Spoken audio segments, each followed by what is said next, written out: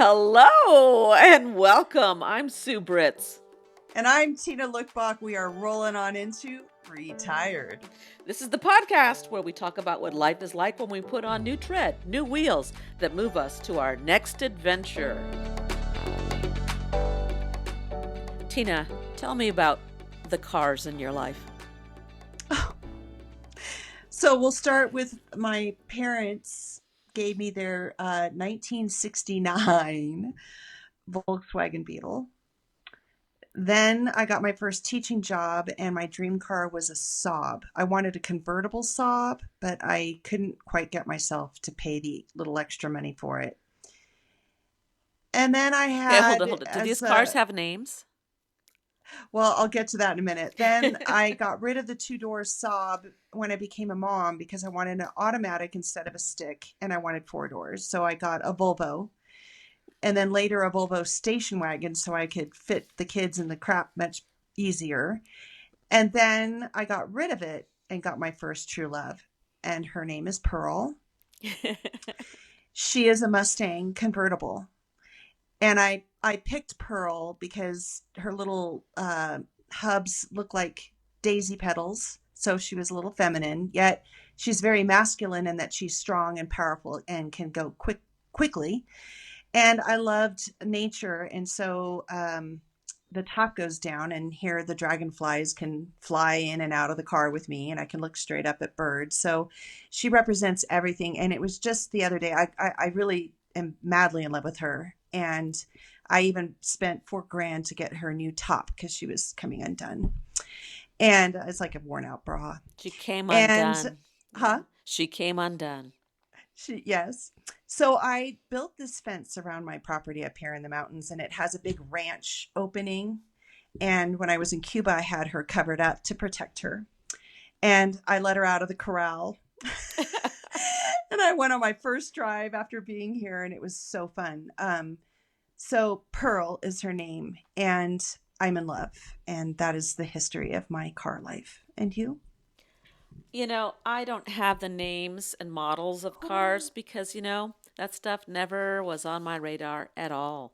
I remember we started off with my dad gave us it was an old retired cop car that he got because it was cheap, but also it was a big tank of a car.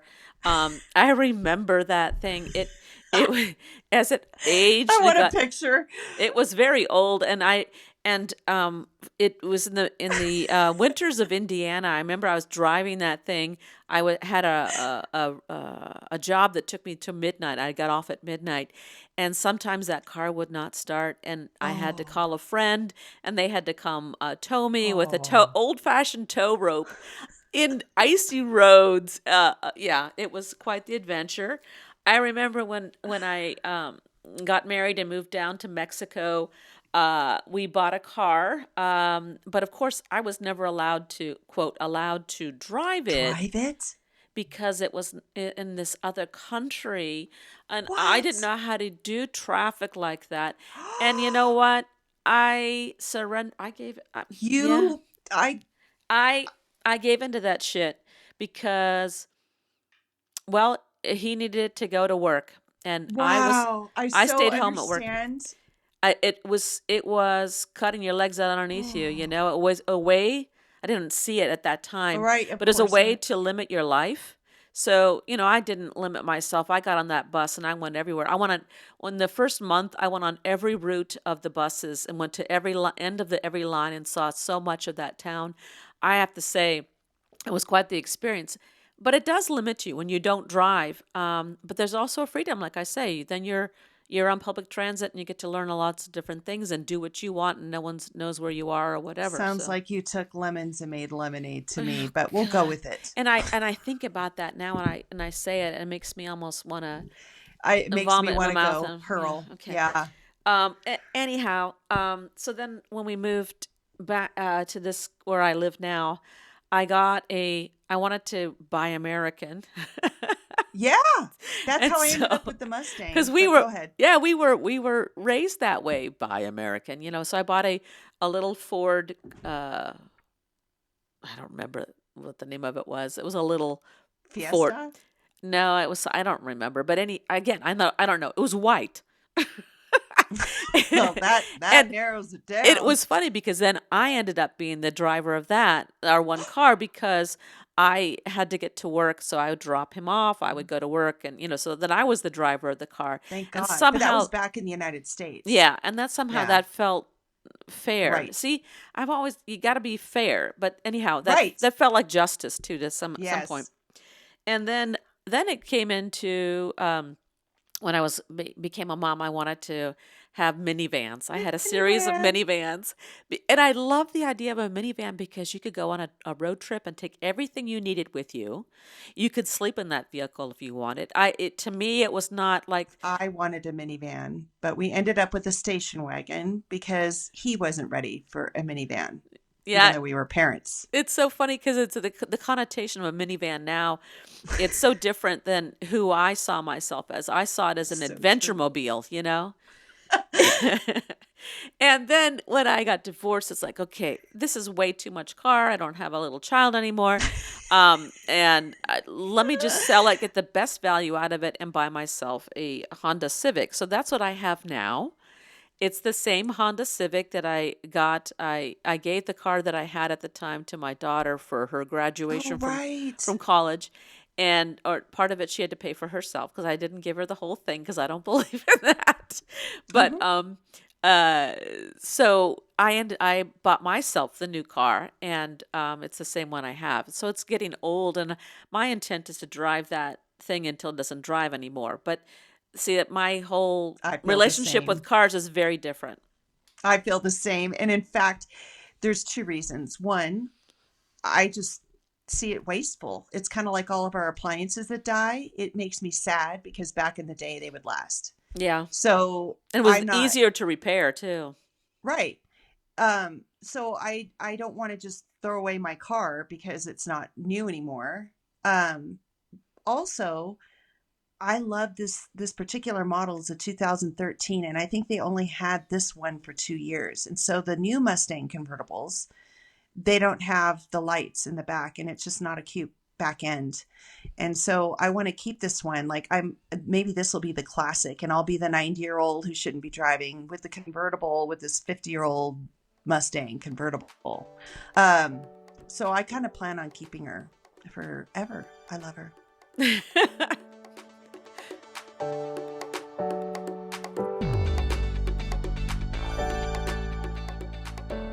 We are going to roll right into it with our discussion of roles, ROLES. So let's get those tires moving.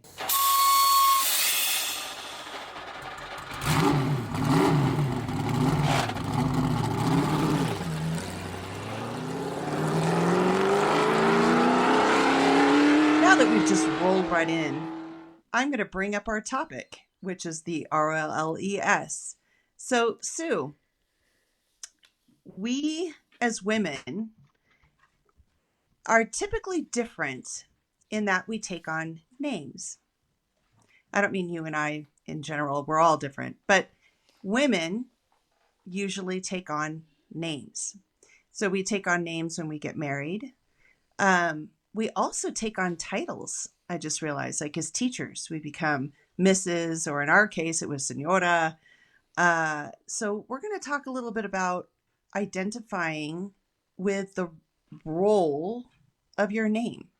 So Okay. why don't we start with as we even have a particular name for this role, what was your maiden name? Maiden. Yeah, I guess I was a maiden at one point. yeah. Uh, my maiden name is Britz. And that is a name I have reclaimed fully, entirely. It's interesting. It's called your maiden name, but it's my father's last name. So if it was truly just a maiden's name through the matrilineal line, it would be but that's my Mm. grandfather's name too. So see, Oh, that's so true. We can't even get to the woman's name, can we? well, that's because we live in a patriarchal society, and that's okay. That's where we are. And I'm a Britz. Okay. Britz. That was no, seriously, that's how I remember as a child. I grew up in Canada, and that's how we spelled our name. And I remember moving to uh, the United States when I first moved there. I was just starting. I think it was it must have been kindergarten or first grade, and they asked you, how do you spell your name? And I said Britz, and they said, no, that's not how you spell your name. And being a respectful young person, I wasn't contrary, but I said, I knew my name was spelled Britz, and they told me it was a Z, and like, Mhm. like I was deficient or something, but I just keep it to yourself and hold that in. And it's funny because when you spelt it too, I wonder if it's a. I heard my parents use that as well because they were Norwegian, but they learned English from England, and they also used to cross their sevens and cross their Z's Of like with a course. little line. Of course. I Yeah, still so I think do. it's a outside of America European thing. Oh, well, I still do that. But I was born Suzanne Marie Britz. Oh, And I was named Marie as my mother's mother.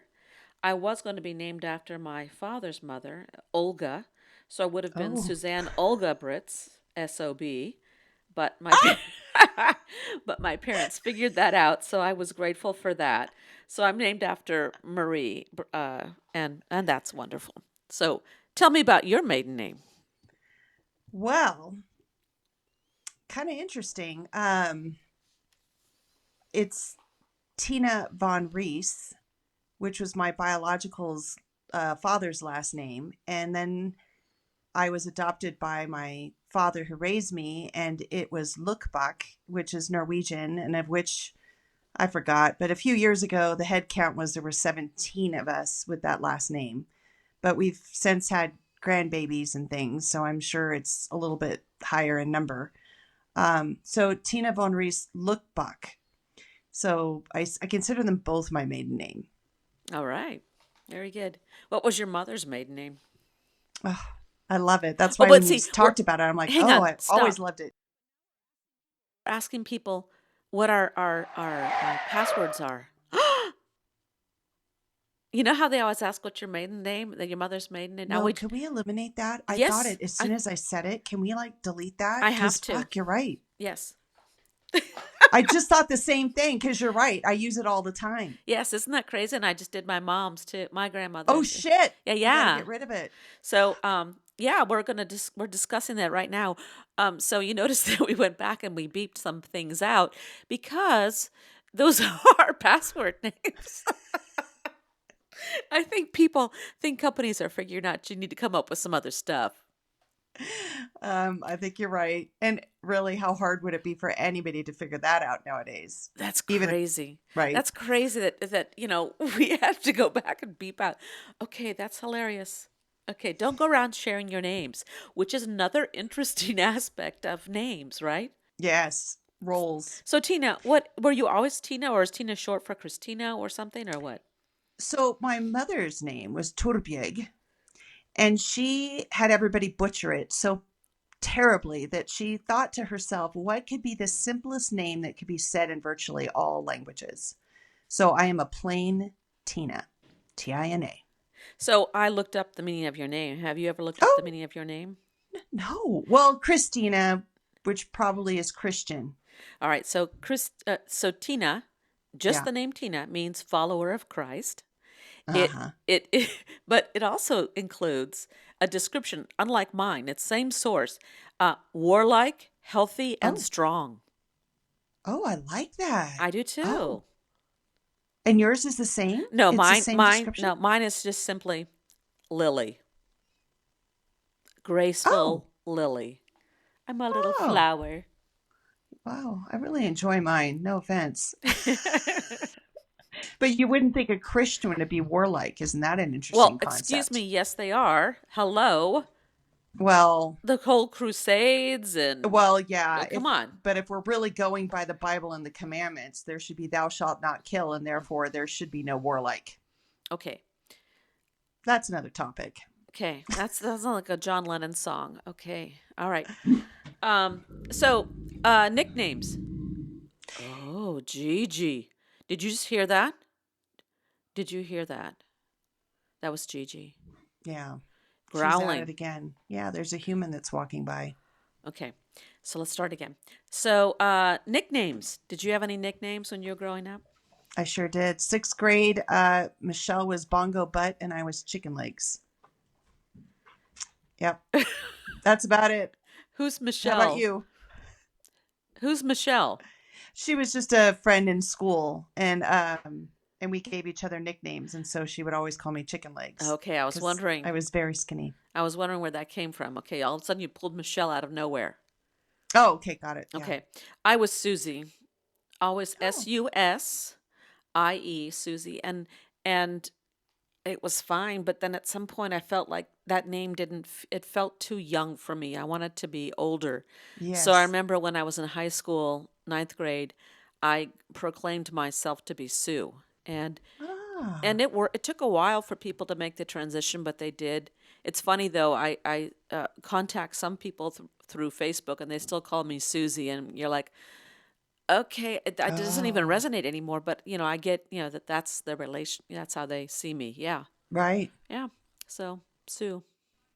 So then we move on. Time goes on, and I end up doing this thing called marriage. Did you change your Uh, name? oh, oh.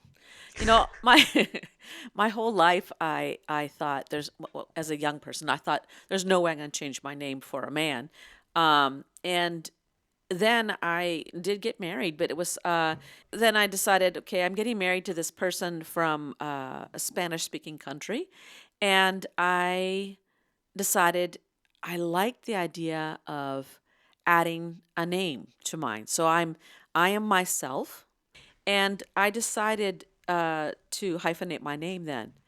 Uh, and I don't, I thought also for the sake of a child, it would be nice to have both names.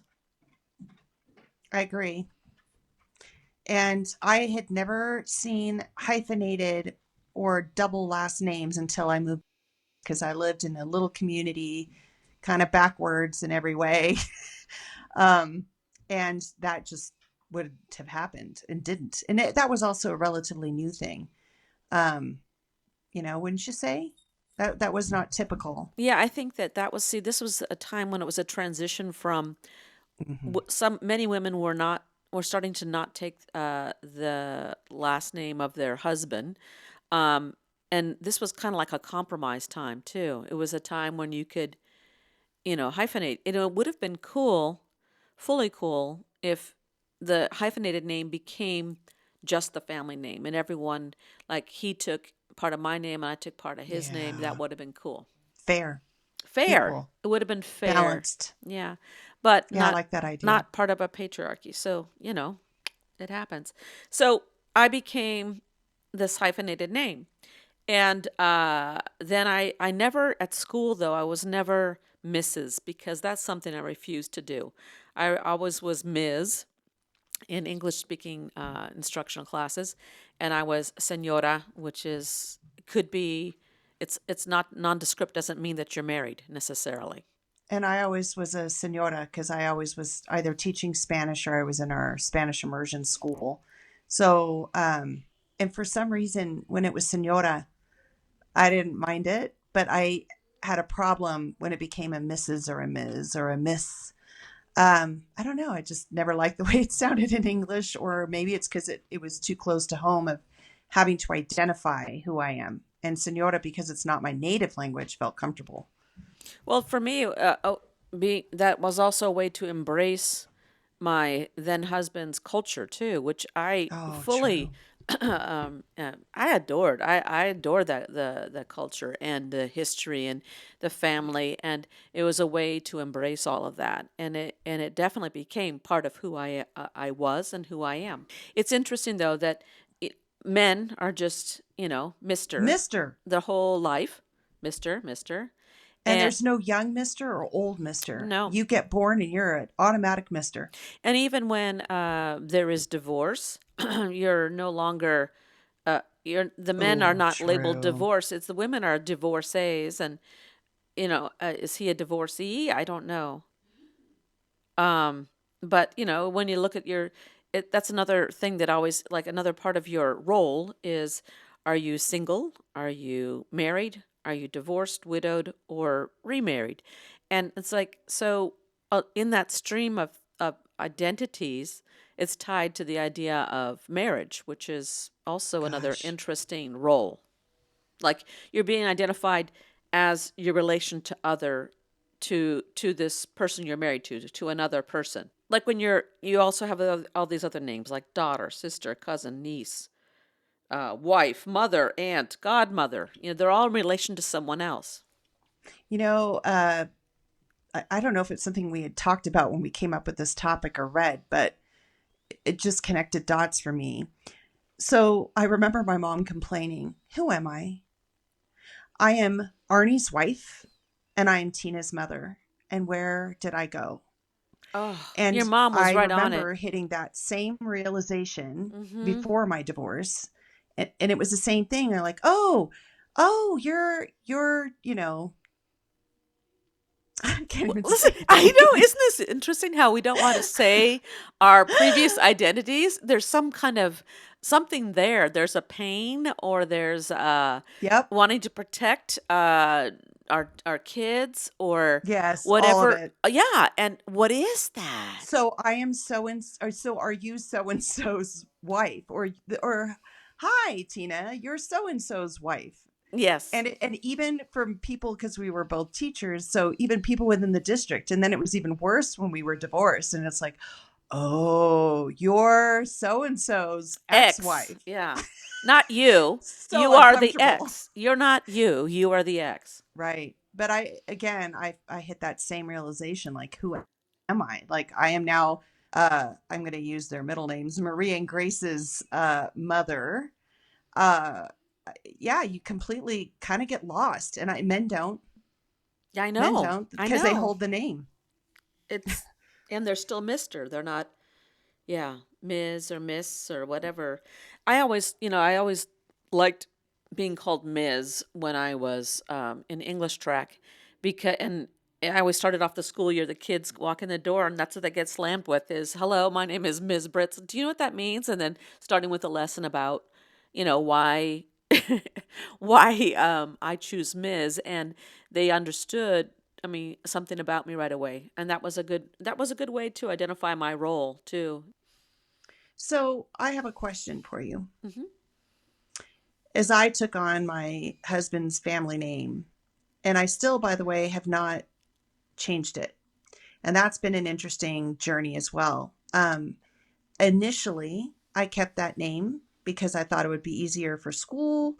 I didn't want to hurt my children even further by having all of them hear me being called by students with my maiden name. It was all about protecting them, right? Hmm. And and then there was a time where I thought, well, forget it. They're growing up. It doesn't really matter. I hardly use their name with my name.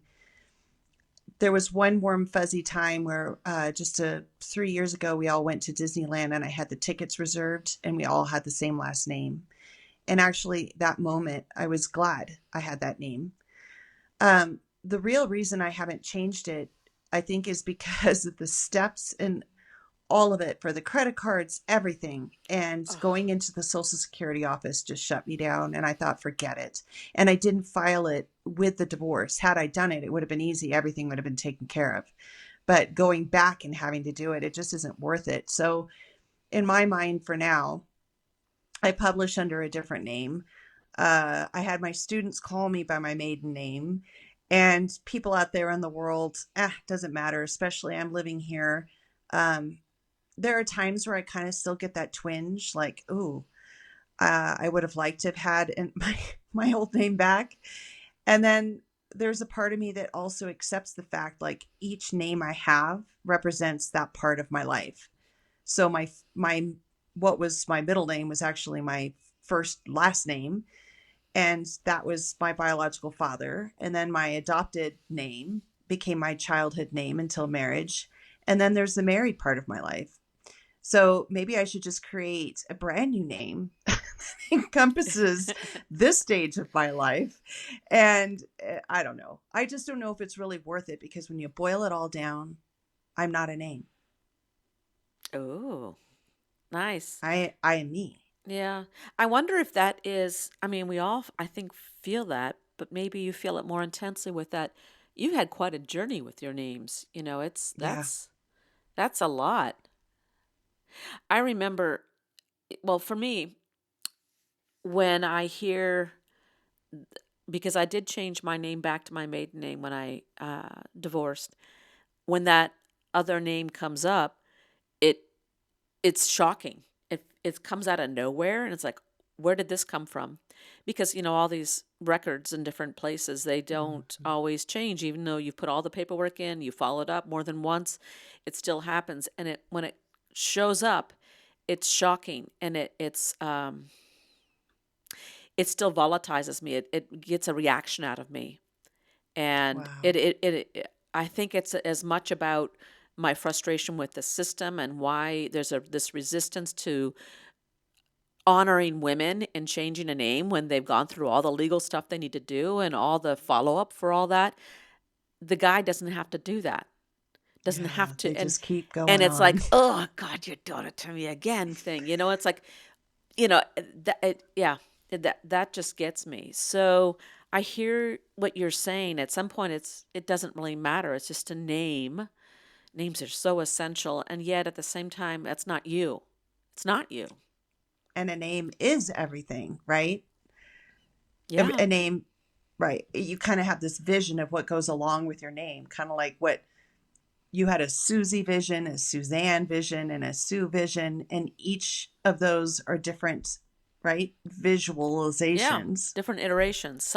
And the one that I gave myself is different than the one that was bestowed upon me by my parents or used by my parents and friends and stuff. So, yeah, and that goes back with the same thing with roles. When we look at our job as teachers, and then we shed that, we retired that job and put on a new tread, we're no longer a teacher. It is part of who you are, part of your identity, but it's also shifted to something totally different. Um, yeah. I mean, we're always going to be teachers, but not in the same sense. No, I mean, you're not going to work every day and doing all the things you did, and yeah. So I have a question related to roles and names. Like, does it really matter? But how did you feel? There are some teachers that just let kids call them by their first name, especially the Oh, higher up in education. yeah. How do you feel about that? Like, They had that too, and not just even in high school, but also oh, the very early years, like as kindergartner or pre-K, they would call because it's easier to call someone by their first name because often those are easier names to pronounce and say, that's true. and not say a Often. title with a last name. It's too much for a little kid. I well, see, I'm a person of a certain generation, and So do I I. totally believed in the conventions of society of recognizing you as an adult. And I think An for me, elder. yeah, well, see, I don't think when you're 20 necessarily that you're an elder, but y- That's true. but here's what I'll say: it was for me being acknowledged as an adult in society by others, especially I'd say as a woman. You're being seen as God. Oh, this is tough. So Ooh. you're in this profession of teaching, which I really resisted for the longest time. My mother was she studied to be a teacher. She was a teacher all of a few months because she had gotten married and pregnant, and then in her Hmm. day, as a pregnant woman, you can't have that at school, so she had to leave her job. She ended up Wow. raising 4 kids. And she did go back and do substituting a little later, but never really did a whole lot of that. I never wanted to be a teacher. I thought, I don't want to do a quote, a woman's job. I want to do something else. And uh, yeah, I ended up with a career as a teacher. That's a whole nother podcast. How did we get where we went? But um, that is, there was something about wanting to be seen as an adult woman, a capable adult woman. you know. And not that teachers aren't, come on, I know this 1,000%. I think it's about being seen as an adult. I always had a baby face too, kid I could probably pass as one of the kids at the school. So I My think that first year teaching high school, and I was all of 21. Uh, I wore high heels. I wore the little suit, the strand of pearls, and the teachers, because it was a huge campus that didn't know me, they asked for my hall pass. that happened to my mom too. She recounts going into the teacher lounge and they said, "Little girl, you can't be in here." So yeah, that little title becomes an important thing in I the think it is. hierarchy of teaching. I think it is, and to me, beyond that, I mean, at a personal level, that's kind of what it was. But I think it was also just to, um, it's about respect. It's about understanding that you children have a role here to play, and your role is to be a student and to learn. And my role with this Ms. or Senora or whatever, I am your teacher, your instructor, and I'm going to guide you in your learning. And so it was to set roles for that context. And yeah, I do believe that there is um, you have to put boundaries around some of the your roles. And it's different in other professions because you're dealing mostly with other adults, I would say. But as a teacher, you're dealing with children, and so there is a distinction there. So I'm gonna bring up an interesting topic. I don't know if it's a topic or my view.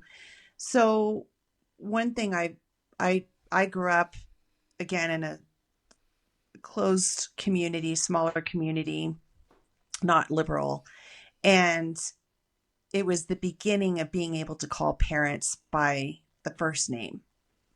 And even in this community, it started to happen. And then I move into our old community, very liberal up north, and I saw more of that going on. Like, I don't think the kids that we were teaching, maybe 1% called Mr. or Mrs. when they talked about their friends' parents or anybody older. Everybody was using first names. And I think that that's also the change in parenting from authoritarian, like, be seen but not heard. And but now I think we swung to the other side, as we always do in everything.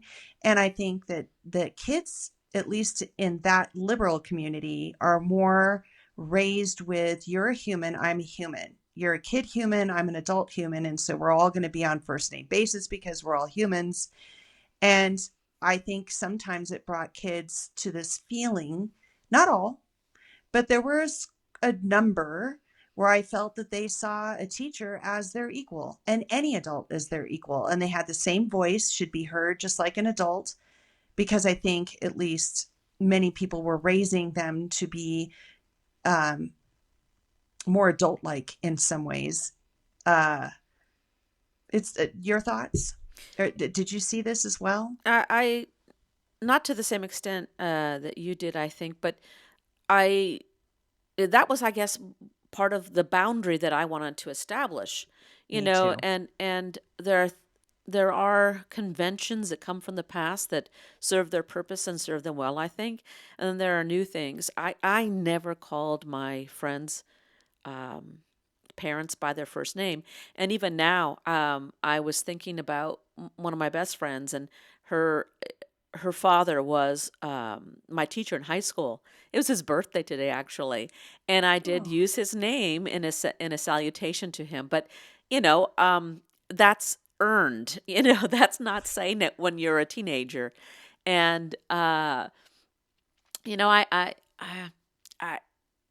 I thought that, especially with the younger kids, a lot of calling someone by a teacher by their first name was because it was simple, but also because it develops a closeness that builds trust for that child. It helps that child feel a connection to the teacher, and therefore, build off of that. But as I get into the older age, I think there needs to be a distinction. I still do believe that I want to be Ms. Britz. That's that. And I had always kids, right? They always test your boundaries. So they tried, those little sixth graders, some of them, to call me by my first name. And I would say, nope. When you graduate and you're officially, by law, an 18-year-old adult, then we're adults and we can speak adult first names. Until then, mm-mm. Yep. Yep. I agree. And I have to tell you that up the street is a veteran of the war, and he's so cute. And he always calls me ma'am. I just love it though. And I was just talking about this with my neighbor last night because he lives across the street from him, that it tickles me.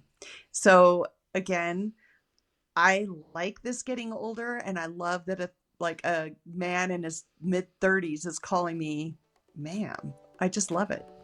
I see that too, ma'am. I think it's about respect. Those titles are for respect. Ma'am, sir. Same thing. When I Yeah. open the door or I offer some stranger that I don't know, and I'm going to offer to help them out, I'll say sir or ma'am. It's True. I believe in do that. too, actually. I believe in that. Forgot Not about that. hey you. Yeah. There's enough hey you out there.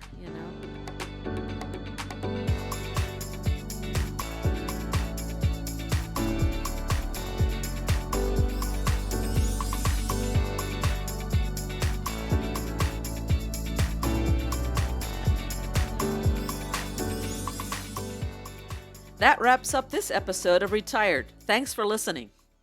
Until next week, please feel free to lend your feedback or ask questions by emailing us at retiredpodcastnewtread@gmail.com.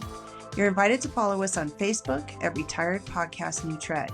Check the show notes for links and contact information. Sue? Retired is hosted by Sue Britz and Tina Lokkbakk.